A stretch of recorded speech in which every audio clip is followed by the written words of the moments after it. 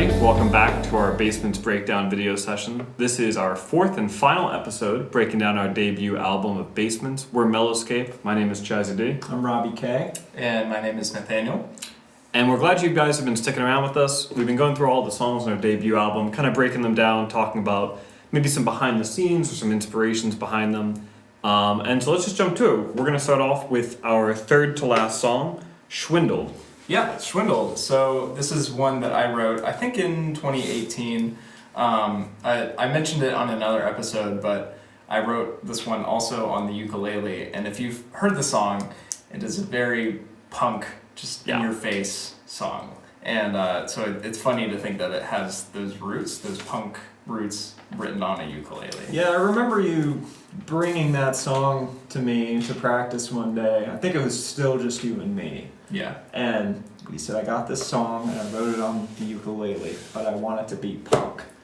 And I was a little frustrated because I heard you play it and I thought, how the fuck are we going to make this punk? Yeah. But we did. I mean, it's simple enough. You just take those chords and you make them 5 chords on the guitar and you make it fast. Yeah, and for context for anybody listening, maybe this is a good lesson to people out there, but so I primarily play drums. I also play the piano. But at this time, I didn't know how to play guitar at all, but I knew how to play the ukulele. So it was the easiest way for me to write chords, write a chord progression, and translate it to the guitar because I could basically play the chords and the rhythm on the ukulele and we would just transpose it to the guitar. Mm-hmm. But like Robbie said, he was frustrated because hearing it on a ukulele is just not the vibe at all. Yeah, you don't write punk songs on ukuleles, usually. Right. No, yeah. So, but I mean, we made it work. I think it's a great song. Mm-hmm. Yeah. It's definitely one of those that we played at basement shows that really got the crowd going. It was a crowd favorite, back in the day of playing basement shows. People loved that song. Back in the day. Good old day. Back when I was 17, you know? Yeah. But yeah, I wanted to sort of talk about what this song is about because it'll also cover what Wannabe is about, which is the track that comes after this. But this song is basically about being frustrated when you're putting in a lot of effort to, in this instance, it's a relationship, but it could also be friendships or just, any sort of relationship that you have with somebody else. But it's when you put in a lot of effort to a relationship and then not really getting a lot back, and it feels like, not that the other person doesn't care, but that they just don't know how to reciprocate that. And so a lot of the lyrics in the song are very outlandish and ridiculous and crazy. I say floozy in the song, and who says floozy in a modern song? But the lines are intentionally supposed to be ridiculous because, not that I would think or say those things, out loud in a normal sense, but it, represents how if you're frustrated with a situation, your mind can just, go places, and, it's not really you thinking, it's just you being frustrated with the situation. So that ties in, of course, to the punk atmosphere of the song, is that it's crazy, it's screamy and yelly, and it's just about being frustrated. So Yeah, and one thing I was listening to the song again the other day, and I was like, Nathaniel's voice is perfect for this because you aren't just singing the songs; you have this sneering edge to it when you're singing it. Mm-hmm.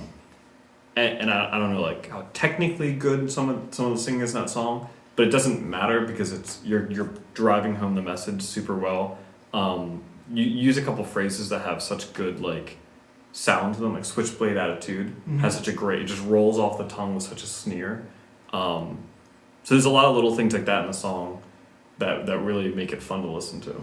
yeah, I think it's a good lesson for anybody who is a musician but not really a singer, that if you want to write songs, especially songs that are punk or even getting into metal, you can still deliver vocals that is not necessarily a great, on pitch. It's not really on pitch, but it's still the delivery of yelling or screaming or something that's around the zone of the key of the song can make it still sound good, if that makes sense. Yeah. I'd say that delivery, when it comes to vocals, is a good 60% of vocals. Yeah. The other 40 is tone and pitch.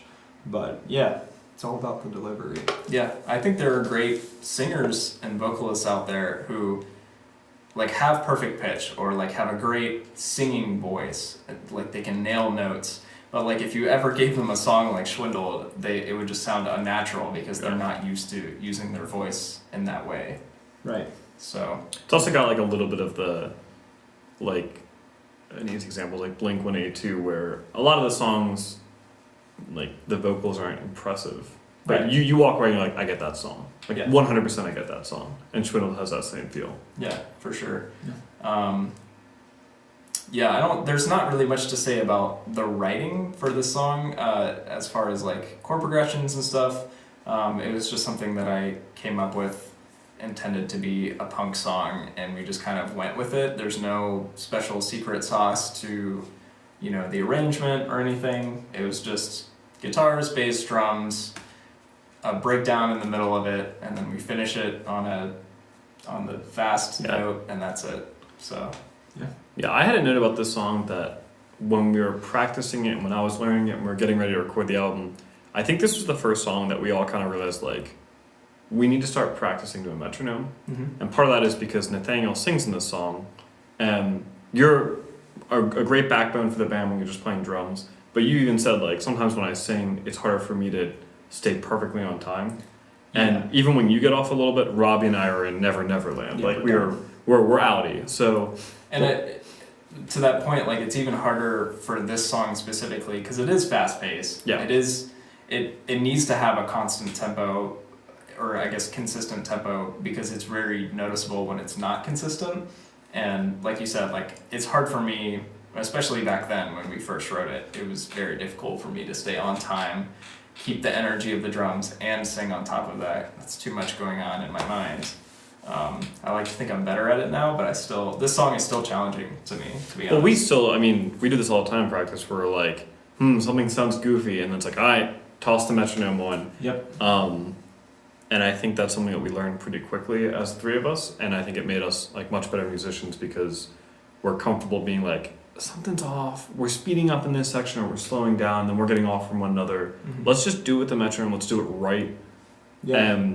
Dynamics and timing are like the two core things to most songs I've come to learn that are boring and like tough to get down, but they flesh out what's fun about songs. Yeah. For sure. I did want to make a note that, like I said, I wrote the song in 2018. Again, that was before Chaz was in the band, so you wrote a new bass part for it when we started recording the song, and I think this is a good maybe lesson for people out there who are in bands, that not everybody in the band has the same musical inspirations. Like I would say that you don't listen to a lot of punk this. And I think that was something that we all had sort of a learning curve on, especially you coming into a band. Yeah, I don't listen to a lot of punk or even like heavy modern alternative music. So a lot of these songs, like, I had trouble with coming up with unique bass lines. And even this one, like, for the verses, like, I don't play just like straight eighth notes. Yeah. You do something interesting. Yeah, I do something different, which is cool, but yeah. I think if you had someone who's used to punk, they'd be like, all right, I'm going to hammer on the roots and the fifths, and I'm going to chug along. And it would be a good punk song. Sure. But this definitely has a Mellowscape taste to it because of that. Right, yeah. Certified. So, yeah, I mean, I guess if you are in a group or thinking of starting a group, it's a good thing to have people in the band that have different inspirations, because it's not going to sound very samey all the time. Yeah. Definitely. Yeah.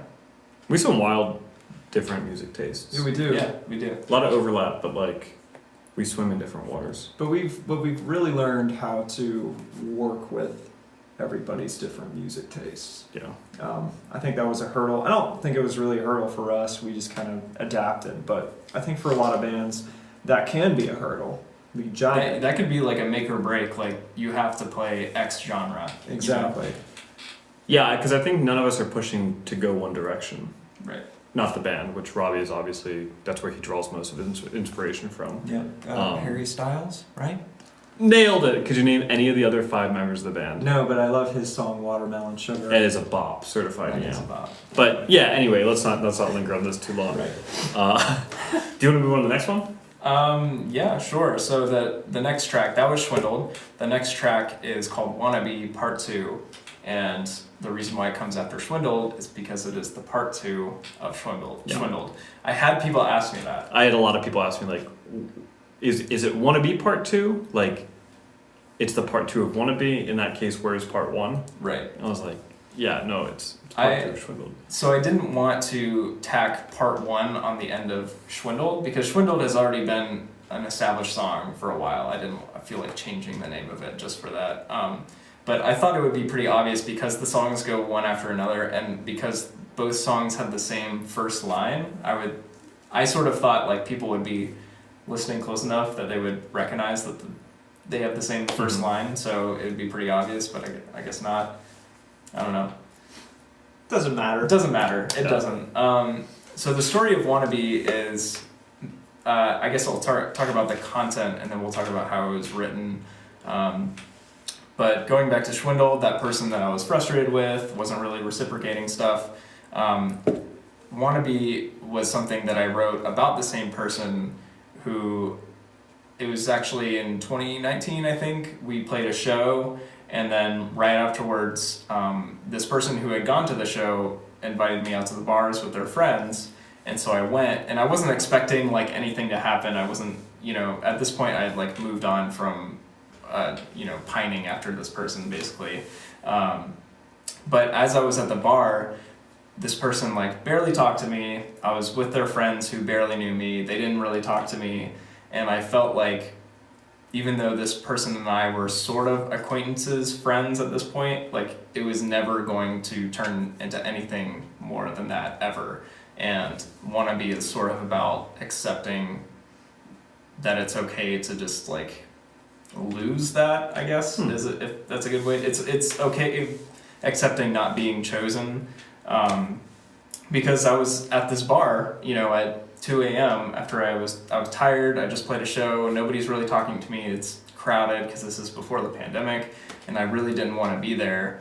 And I'm just like experiencing this thing where this person is still ignoring me or still like not engaging with me at all, even without the context of wanting to, or of being like interested in them romantically. Like this is a completely separate thing a year later, and I was just like, great, this is still the case, and I just have to accept it and like move on. So that's where this song stemmed from. I went home from the bars that night, and I sat down on my couch. At this point it was like 3, and I wrote the song, start to finish. Yeah. So I guess we can talk about the composition, which is, it's a pretty simple guitar loop, and it's not formula, or it's not based on the usual formula of verse chorus. It just has 3 verses and like a little bridge part, which varies from the guitar loop, but it's pretty much just 3 verses, and it was intended to be a deep cut or something that we never really played very often. So that's kind of how it was written. Do you guys have anything to speak to that? Well, the actual recording. Do you play on that? Yeah, I play bass. Yeah, you play bass. Yeah, you didn't because I didn't play it at all. Nathaniel played the guitar and the drums. He did the bass. Yeah. So. Nathaniel did a lot of the vocals. Yeah, Robbie is on that song. Just am I? Yeah, you have the one vocal part, the ooze and the bridge. That's right. But because when I wrote it, I initially, like I said, I intended it to be a deep cut, and if we did ever play it live, it would be for like a set where we had like an hour and a half, and like it was just one that we would throw in there as, like I said, a deep cut. And Robbie and I would switch instruments where I would play the guitar and sing, like as the front man, and Robbie would play the drums. And I did that intentionally because this song is pretty intimate and pretty like, the lyrics are very important, and that just being up front as the singer would give me that much more intimacy with like the audience, because when I'm behind the drums and singing, it's great because I'm playing the drums, but also there is that feeling of separation. Right.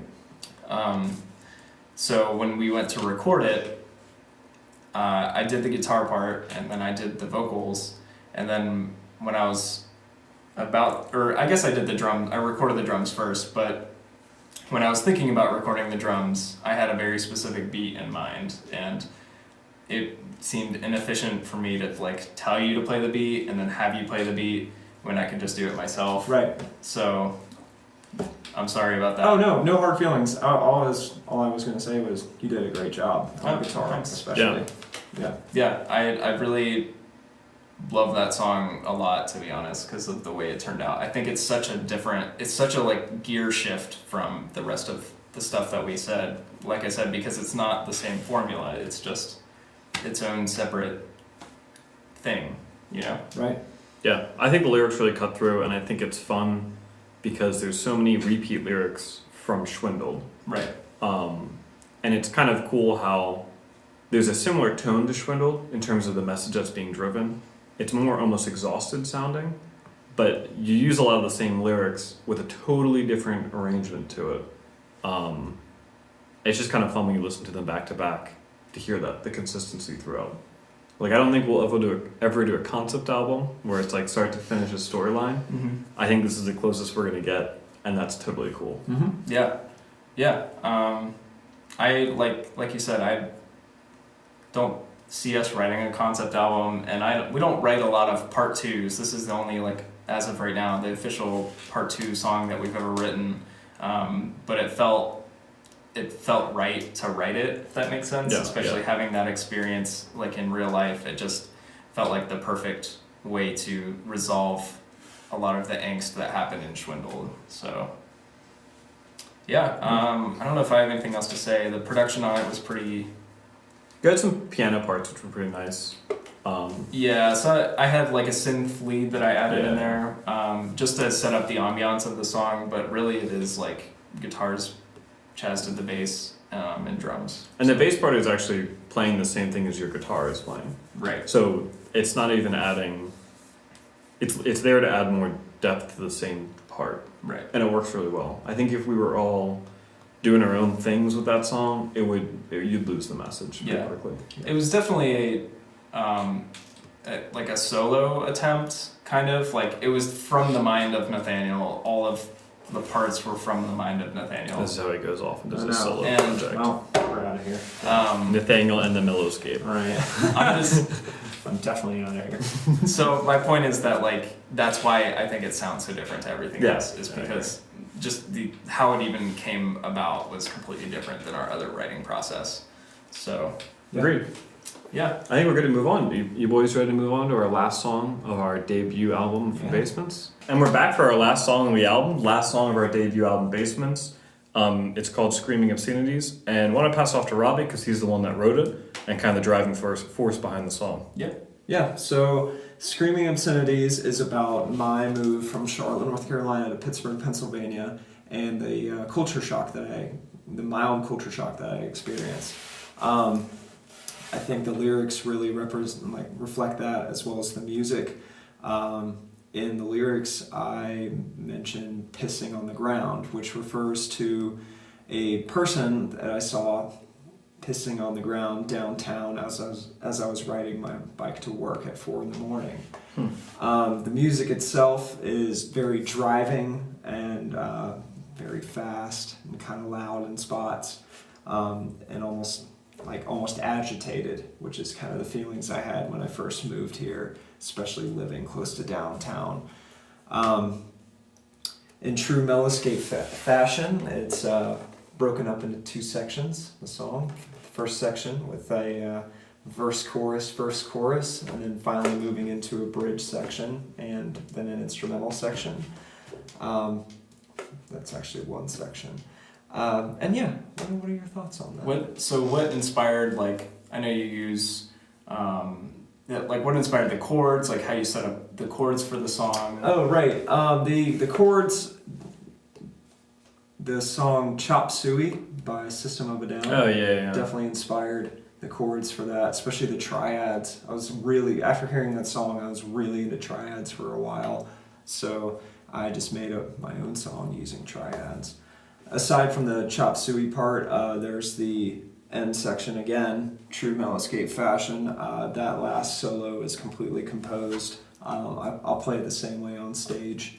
And yeah, anything else? Yeah, I think that song is like a very good ending to the Basements album because we basically played that song at the end of every Basement show in 2017 and 2018.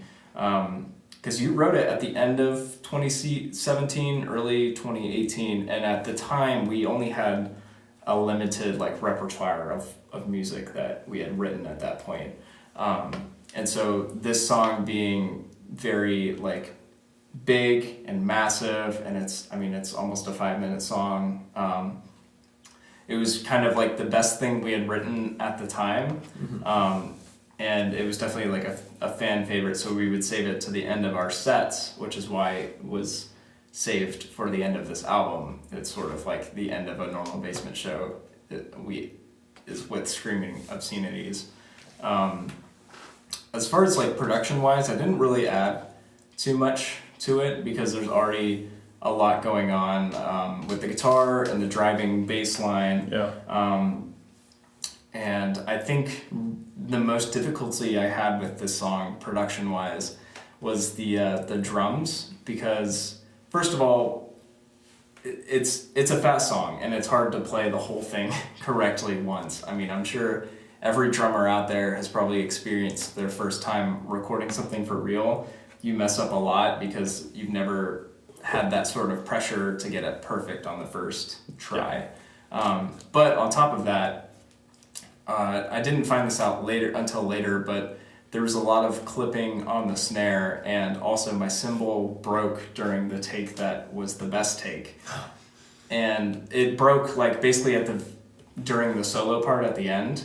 And you can kind of still hear it if you listen very, very closely. You can hear a cymbal that's like there's no crash. I didn't know that was when that cymbal broke. Yeah, and so I actually edited in like another cymbal. I just played it separately on top of that one. So it sounds like a normal, I'm just hitting the crash at the end, but the take that like mattered, it definitely broke.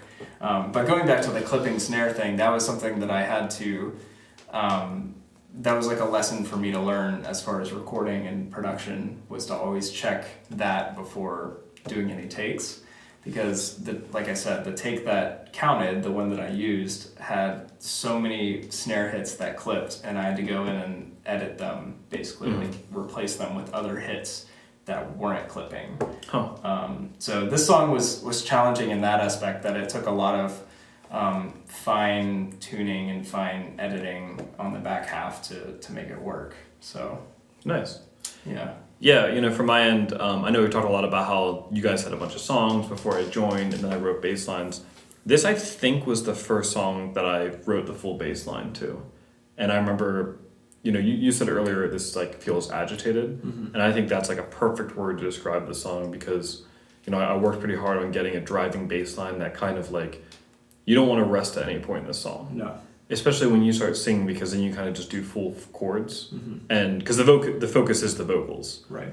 So it was really fun coming up with a bass line for this song and recording it. I think this was one of the first songs that we recorded in full. I know we did like all the drums and all of everything, but I remember this is one of the first ones that I remember hearing, and something that strikes me is just the way Robbie's voice sounds in the song is, I would say, not typical, like the way that you intonate songs. No, Yeah. especially these days. Yeah, so the comment on that is, we recorded Shwindled and Screaming Obscenities as demos with our friend Forrest in 2018. And those were just sort of one-off, like our friend helped us out to record a demo and we put it on SoundCloud. And so those two songs were what we sort of showed people when we were introducing people to our band. And a few of my friends listened to Screaming Obscenities, and they commented that you sound like a certain singer. I can't even remember who it is. And in my head I was like, I don't think so. I think it's just that one song that he sounds Yeah. like that, really. And it's a little bit less so on the album recording, but I think it's still a little bit there where it's not your typical intonation, how you sing things. Right. Yeah, I've kind of held on to that just for that song, though. It helps that like angst, not angsty, like you're kind of not comfortable at all in the song. Right. Even to the end, there's like resolution in the song, but it's not like a payoff. Right. You know, which I think helps the messaging. It's not like a, and then we made it song. It's Right. sort of, you know, it gets to the end there and it you feel like, whew. Which is why it's perfect for shows. Like, Yeah. what a great song to end a show with, and people are like into it, they're singing with it, and you leave wanting more almost, which is Right. fun. Yeah, it's definitely a really great song. I don't really have any other notes on it per se. I think it ties the whole album up, like you said, very nicely. And I think overall, like I finish listening to Screaming Obscenities, and on my Spotify, like it'll jump back to the first song and sort of pause it and be like, and it'll just have good vibes up there. And I almost like really want to keep like listen to it again because it leaves you wanting more. And kicking you back to good vibes is a complete shift in like Yeah. in tone, and I just think that's a really cool shift that the whole album does. Is good vibes, stepping on a worm, all of that is very positive, happy tone, and then you get down to like Shwindled, Wannabe, Screaming, and it's like It's dark. You're in the trenches. Yeah. Then there's little nuggets throughout the rest of it, like we talked about in a previous episode. Like Born to Be Mild kind of gives you everything in the album in a little snippet, Yeah. in a fun way. Right. And Screaming is kind of the final nail in the coffin, so to speak, about that. So it really is a perfect run through of the album for the tone that we're sending. Yeah, for sure. Yeah. Well, speaking about the final run through the album, do you guys have any last thoughts as we're wrapping up the Basement's Breakdown videos? Oh, go ahead. No, you got it. I was going to say this. I didn't even do most of the work, but this was a lot of fun to make with Yeah. you guys. Yeah. Yeah. I highly recommend it for any other DIY artists out there who are just starting out. You should do it. Yeah. Just think of a project and start to finish. Do it all yourself. Yeah. You 'Cause got to it'll- finish it, though. Yeah, you got to finish it Yeah. because it'll completely change your outlook on your own playing, on other people recording you, how you play shows. Yeah. How you interact with the other band members and how you guys like work on writing and recording. It's kind of cool how we talked a lot about the writing process during this whole album. I did very little of the writing on this album, but we worked a lot on writing throughout the whole album and recording it because we had to find more additional parts or things like that. And now that we're writing new songs as just a trio, it's cool to see the lessons that we've kind of learned, how that impacts the way that we write and record now. Yeah, for sure. For sure. I don't have any other thoughts. I do want to give a shout out for the album artwork. A great call, yeah.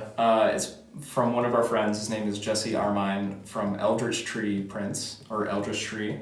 He does fantastic artwork. Strongly recommend anybody who likes our album artwork to get something done by him. Yeah, he was a pleasure to work with, and his stuff is incredible. We'll put a link to his website and some of his social media in the bio down below, the description. Yeah. The bio description, we social every now and then, but yeah, and he's been doing some other work for us, so maybe check out some of the other stuff we've been putting out that you might see some more art from him. For sure. If you haven't already, listen to the album. You can find it on YouTube, streaming services. You can also find plenty of other content on YouTube from us, vlogs, live sessions, you name it. We got Halloween themed songs. Halloween themed songs. We got you covered. So check us out on our YouTube, our website, Mellowscape.com. Mellowscape, PGH, fuck. Link below. We'll leave links to everything below. And with that, As always. Stay mellow. That's a fucking wrap! Oh, God. Alright, let's get out of here.